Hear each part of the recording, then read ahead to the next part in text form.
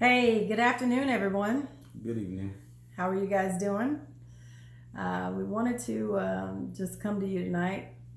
It's not anything planned. We're just going to have a quick discussion or a moderate discussion about the beginning of man and the creation of everything that we know. Yeah.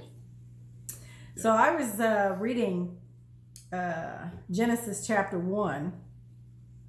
And I was talking to Alex about the comparison between the King James Version Bible and the Lost Book of Enki. the Lost Book of Enki, which was taken from the Sumerian texts. Which, if you don't like Zechariah Stitchin's work, you can actually go to a university online and drop the text down to Bubble and have them translate, so you can kind of translate it yourself.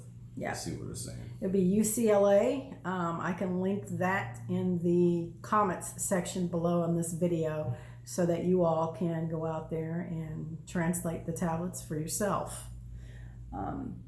But in chapter 1, we were talking, or I was thinking to myself, and I was talking to Alex just a few minutes ago, and I wanted to kind of explain how we were created. In the book, in the Christian Bible, of course, I'll read the first couple of passages, and I guess then we can elaborate on the Lost Book of Enki. Okay, it says in chapter 1, in the beginning, God created the heaven and the earth. And the earth was without form and void, and the darkness was upon the face of the deep, and the Spirit of God moved upon the face of the waters. And God said, "Let there be light," and there was light. And God saw the light, and it was good. And God divided the light from the darkness, and God called the light day, and the darkness he called night. And the evening and the morning were the first day. Mm-hmm. So what we have there is God created the heaven and earth, which it's a lot of things that go into heaven and earth. Like earth is circles and squares are heaven, if I remember properly. There's a male and female also associated by that. Circle is a feminine, male is more straight line form. Then we have he was sitting upon the void. Earth was without form, so earth wasn't created, and he was sitting out into the void. The void is the endlessness of all things. It's basically like when you close your eyes and you're just sitting there, and you're in the interior space of your mind. That's essentially the beginning foundations of everything. And then the Spirit of God moved and said, "Let there be light." Well, if you look at sacred geometry inside of the first movement of drawing the circle, the next circle comes up and is drawn here, and inside that you make the Vesica Pisces, and that is where the formula for light comes out of. A bunch of different formulas actually come out from that. So if everything was dark, then it turned light, and then you separated out between light and dark. That's the creation of duality right there. The swing of the pendulum to start everything going. You can essentially say it's the essence of vibration that was formed inside that. Also, let me make a point to say that in the beginning, there was you can look at it this way. In the beginning, it was the Logos, which is... The Infinite Creator first moved, and then the Logos came into form later. You have to read the Hermetic text of Quimundras, the Vision of Thoth Hermes, to understand the full thing. Mm-hmm. Because he explains it there. Quimundras does, like, how everything was formed. After when that first vibration popped up, that was the fiery workmen that went out to start creating other things and establishing different orders and magnitudes. And from there, 7 spirits of creation were created. Correct. And they start forming. That's why we have 7 energy centers, because whenever the Infinite Creator decided to manifest its essential self and started to know about itself, and found that it had the 7 centers that it operated off of. I mean, there's really many, but it's just a basic blueprint of how things were to work, at least inside of this form of reality. Correct. Being made. Separate light and the darkness, called it day and night. Evening and morning were the first day. And God said there be a firmament in the midst of the waters that divide the waters from the waters. Yeah. So the waters, from what I've come to understand about it, and this is my understanding, just so you know, the waters is essentially like what Elon Musk said on Joe Rogan. It's the substrate. It's the underground basic liquidity of how everything works. The atom, all these atoms are different. They come together and form, objects. So as the waters were separated, it's establishing a new type of thing that's within there. God made the firmament and divided the waters which were under the firmament. Mm-hmm. From the waters which were above the firmament, and so it was. I want to make a point that there are a lot of people that probably will see this video, and at some point they have some flat earthers out there. I actually did at one point, and Alex can tell you this, I believe that the earth was flat, but I am now under the inclination that it is both round and flat. Depending on how it's registered inside your mind. And also remember that you do create your own reality. So inside the way, whatever you believe and you study and you justify to yourself is how you represent the world inside of your mind. I know a lot of people are on that flat earth bandwagon, and I was there for a while, but as I started reading and studying scripture, I truly believe from what I have learned thus far that it is both flat and it is also round. Yeah. Based on, like, if you're going between the different planes. Different planes, different dimensions, or some people call it heaven. Different. Yeah. That's like the waters. The waters is the basic structure state of the command. Correct. Heaven would be the upper waters. Earth would be the lower waters inside this interpretation. Right. And that's the separation between it. I know that fire and air are the higher heavenly qualities, and water and earth are the lower physical qualities. And so supposedly our spirit actually is made of fire and air, and we choose to wrap ourselves up inside the earth and water and make flesh and blood objects because we haven't escaped the will of karma. Correct. That is another video. Correct. Karma is a whole nother video. Karma is real. Yeah. Because there must be an equivalent exchange. As soon as the motion was put into action, all things that are possible to be experienced must and will be experienced because it is the will of the Creator to know itself. And since the Creator, inside of its infinity, sheds light and gives us form and shape, we're kind of nurtured from being small little souls, and we grow into bigger souls so we can understand things. It's just like we're children, but we're just immortal children that don't realize we're immortal. We've forgotten. And we are pieces of the infinite Creator. And when I say that, meaning that we are quickened with the light. I mean, we were physically created, obviously, yes, but for physical things, it requires physical interactions. Correct. So you will have holy men that are born of men and women, and that's normal. That's how it's supposed to work. If you want to take on a body, you must go through the physical gateway. Thinking about the womb inside of a woman, it's a dark space, and then you think about the black hole. The womb is essentially a black hole. Correct. And what ends up happening, the egg, the sperm come together. It's like awareness of the being moving here is entering into this singularity. And once it penetrates the singularity and goes in, it starts to propagate a whole new type of reality. I learned from Merrick whenever I was doing my meditations. Merrick is myself, but it's a higher form of me.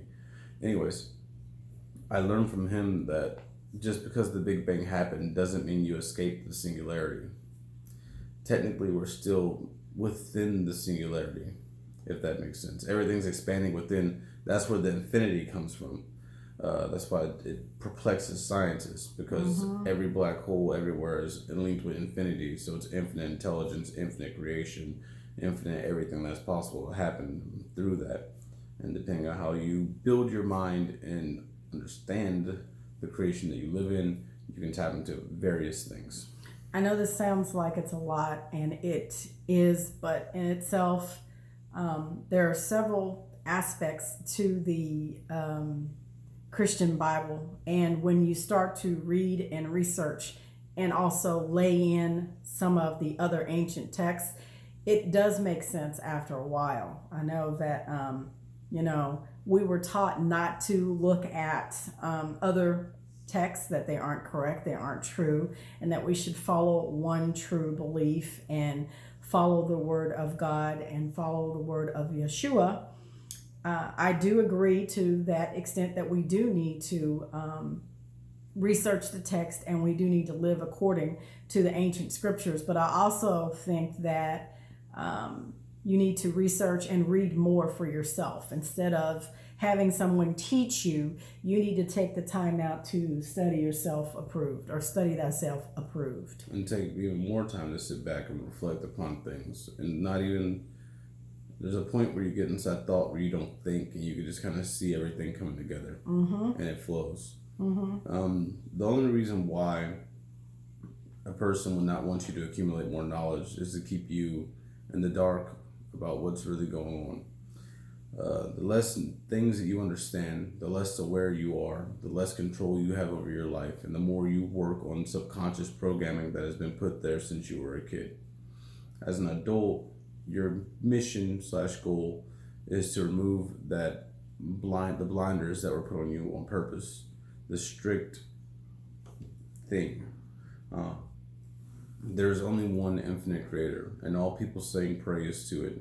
All animals, all life, everything is all going about and doing what they're told to do. Infinite creator.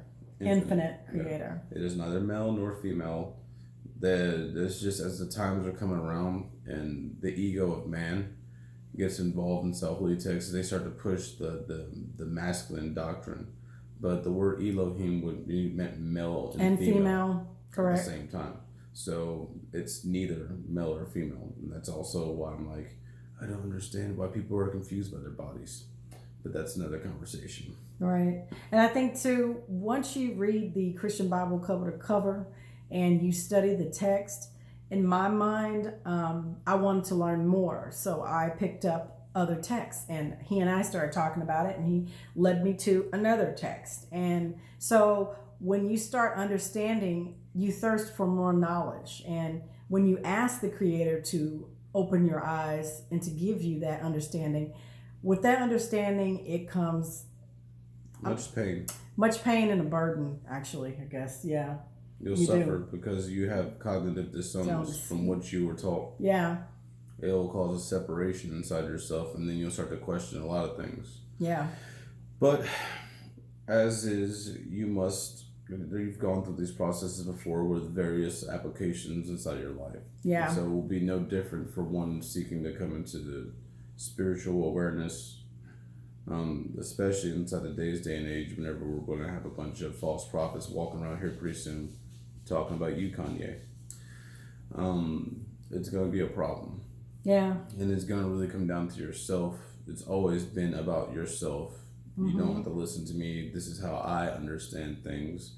And as it's said inside the Emerald Tablets, no two lights will walk the same path to get to their enlightenment. So everyone that is true. Go through everyone has to go through their own awakening and own awareness. And some people do not wake up. They refuse. They are plugged in, and they were taught a certain way, and that's their belief, and there's nothing wrong with that. But just know that their life path is different, and they will more than likely come back to repeat it. It's not even that they don't wake up. It's like Sadhguru said in one of his talks.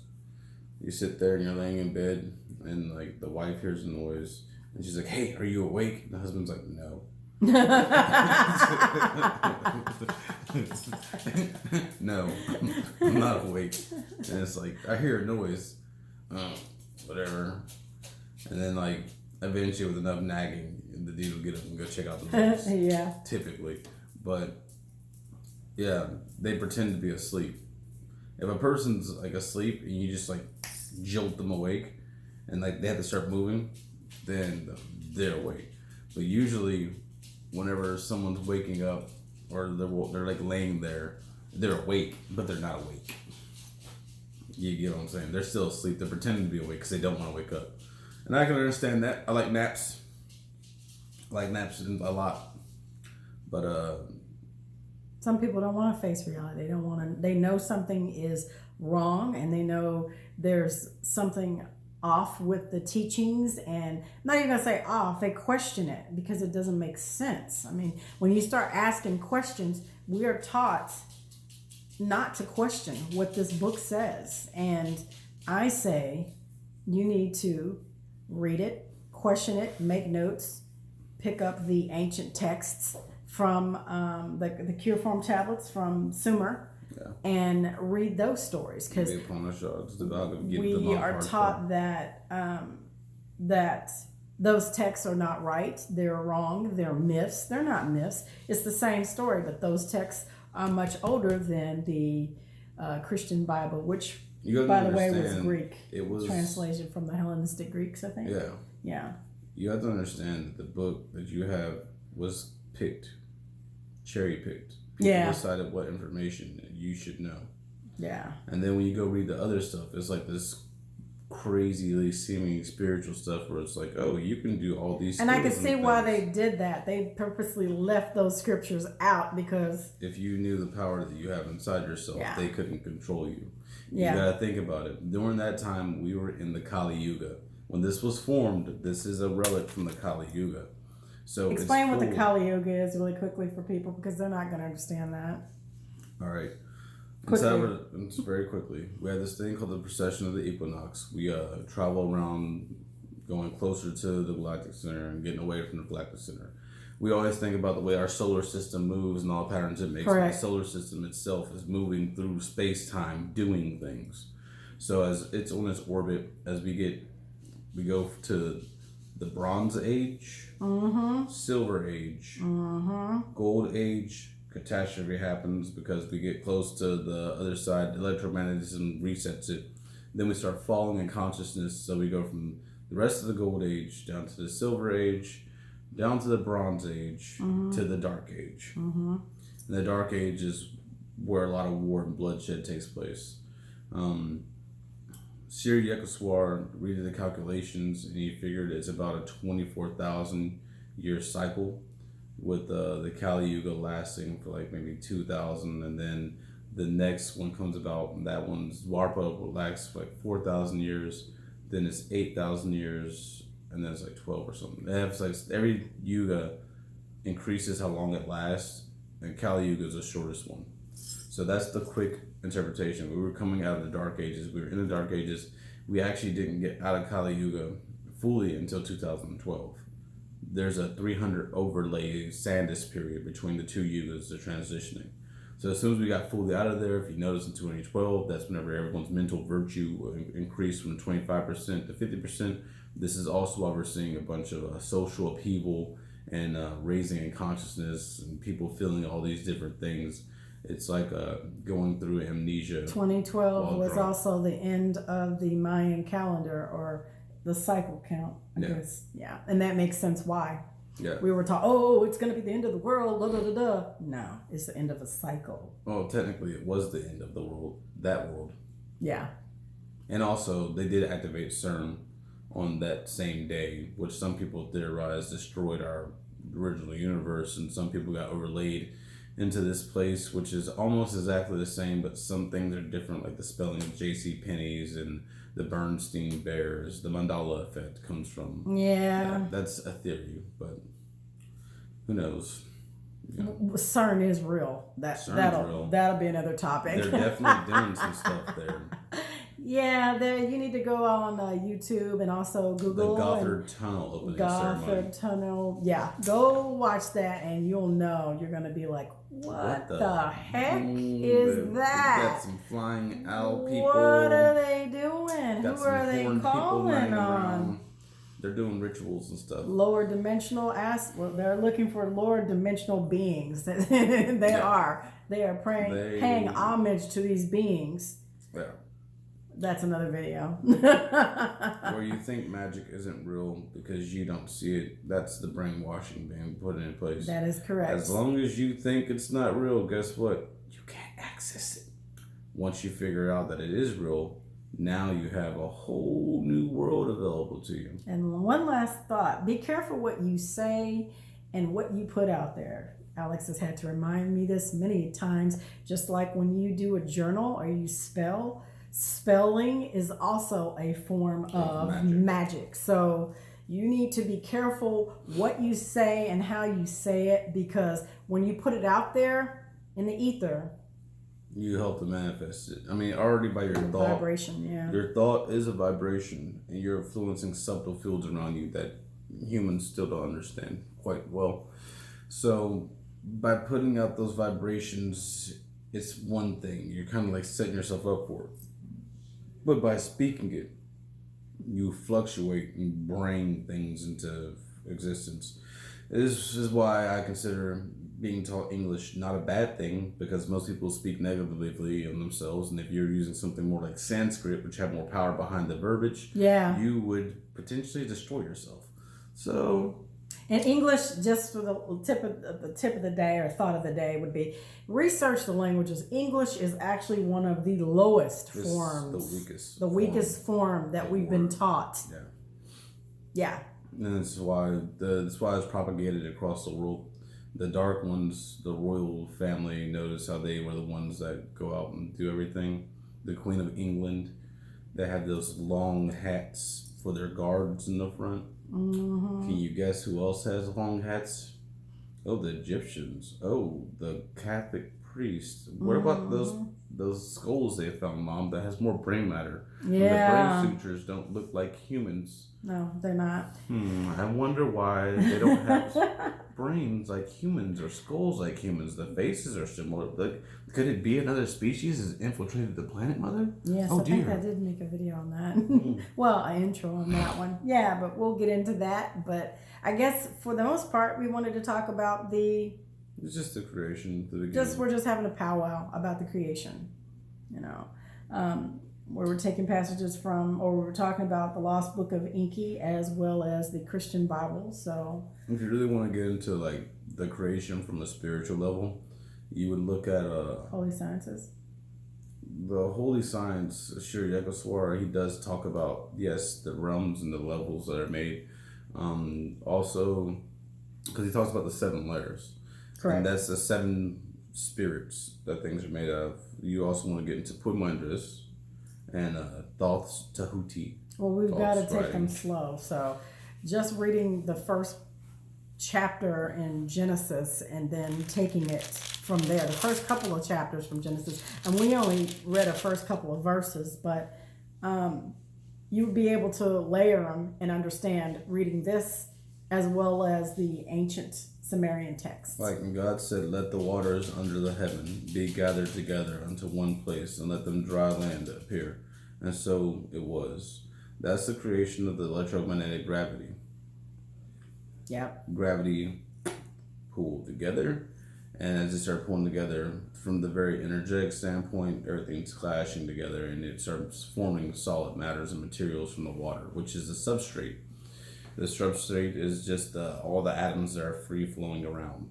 And as you arrange them in different things, it starts to make different stuff. So we have all this stuff is made of the same thing, but it appears different. That's the creation of the dry land. And to me, honestly, science proves the infinite creator. You can't have science without the infinite creator. Correct. Everything that's inside science, every law that you find, quantum it proves physics, that there is a constant, which means that there was something out there that designed that. Mm-hmm. Inside of yogic terms, they call him Shiva, he who is not.